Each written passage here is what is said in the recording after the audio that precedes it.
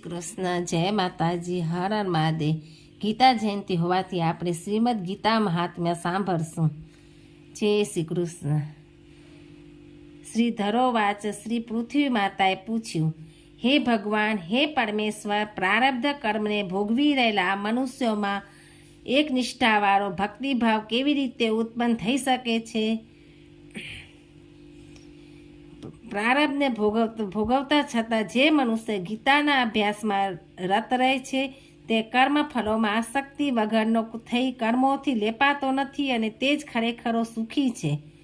માણસ જો ગીતાના જ્ઞાનનું ધ્યાન કરતો રહે તો કમલપત્રને જેમ જળ અરગતું નથી તેમ ગમે તેવા મોટા પાપો પર તેને સ્પર્શ કરી શકતા નથી।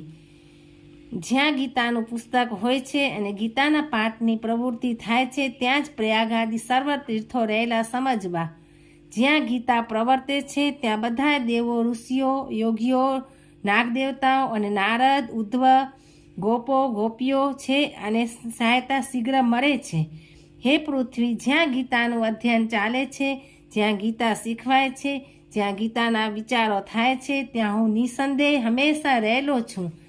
ગીતાના આશરે હું રહું છું। સર્વજ્ઞાનમાં ગીતા જ્ઞાન જ મારે રહેવાનું ઉત્તમ ઘર છે। ગીતાના જ્ઞાનને આશ્રય કરીને જ હું સ્થૂળ, સૂક્ષ્મ અને કારણરૂપ 3 પ્રકારના સંસારનું પાલન કરું છું। ગીતા એ મારી સર્વશ્રેષ્ઠ અને બ્રહ્મરૂપિણી વિદ્યા છે। અવિનાશી, અર્ધમાત્ર રૂપ છે, નિત્ય છે, વર્ણવી ન શકાય તેવા પદોવાળી છે, જેમાં સંશય નથી। આ ગીતા ચિદાનંદ શ્રી કૃષ્ણે પોતાના મુખથી અર્જુનને કહેલી છે। ત્રણેય વેદોનો અને તત્વજ્ઞાનનો અર્થ ગીતામાં રહેલો હોવાથી તે મનુષ્યને સાચો આનંદ આપનાર છે। જે મનુષ્ય સ્થિર ચિત્તે ગીતાના 18 અધ્યાયનું સદા મનન કર્યા કરે છે તેને સાચું જ્ઞાન થાય છે। તેથી તે પરમ પદને પામે છે। પૂરો પાઠ ન થઈ શકે તો અડધો પાઠ કરવાથી પણ ગોદાન પુણ્ય થાય છે, તેમાં સંશય નથી। ત્રીજા ભાગનો પાઠ કરનાર ગંગા સ્નાનનું અને છઠ્ઠા ભાગનો પાઠ કરનાર સોમયજ્ઞનું ફર્મ પામે છે। ભક્તિપૂર્વક રોજ 1 અધ્યાયનો પાઠ કરનાર પણ રુદ્રલોકને પામીને ત્યાં લાંબા કાળ સુધી રુદ્રનો ગણ થઈને વાસ કરે છે। હે પૃથ્વી, જે મનુષ્ય 1 અધ્યાય, 1 શ્લોકના 1 ચરણનો પણ પાઠ કરે છે તે મન્વંતર સુધી મનુષ્ય દેહને પામે છે। જે મનુષ્ય ગીતાના 10 શ્લોક અથવા 5, 7, 2, 3, 1 કે અડધા શ્લોકનો પાઠ કરે છે તે 10,000 વર્ષ સુધી ચંદ્રલોકને પામે છે। ગીતાના પાઠ સંયુક્ત મનનારો પાછો મનુષ્યપણું પામે છે અને મનુષ્ય જન્મમાં ગીતાના જ્ઞાનનો અભ્યાસ કરીને ઉત્તમ મુક્તિ પ્રાપ્ત કરે છે। મરતા ગીતા એટલું બોલે તો પણ સદગતિને પામે છે। મા પાપી પણ જો ગીતાનું જ્ઞાન સાંભળવામાં આસક્ત થાય તો વૈકુંઠ પામીને વિષ્ણુની સાથે આનંદ અનુભવે છે।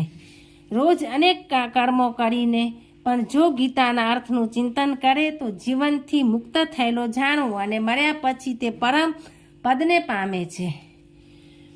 ગીતાના આશ્રયથી જનક વગેરે ઘણા રાજાઓ પૃથ્વીમાં નિષ્પાપ થઈને વખણાય છે અને છેવટે પરમ પદને પામ્યા છે।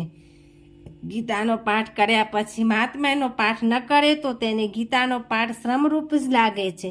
માટે આ મહાત્મ્ય સાથે જ તેનો વારંવાર પાઠ કરે છે તે તેના પૂર્વ કરેલા ફળને પામીને દુર્લભ ગતિને પામે છે।